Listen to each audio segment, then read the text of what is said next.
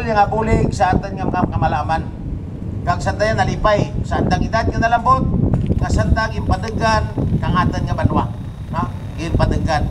So sa sunod, no, hindi ra ko maglawit sa atin mga lola lolo, Merry Christmas kaninyo tanan. Kag sa mga empleyado, pamatian tanay, no, si SB maayo ko nandot na isipan na dya nga maghimo kang ordnan sa nga maghimo kita kang budget nga kada tuig tugruan ang mga kamalaman nga dya kang anda nga kwarta. Kagamo lang inyong isipan, nakita nyo sa tubangan ninyo, no, kung paano kita makaabot kang edad nga parehas kananda. Sa liwat, mayad nga aga, Merry Christmas and Happy New Year to all.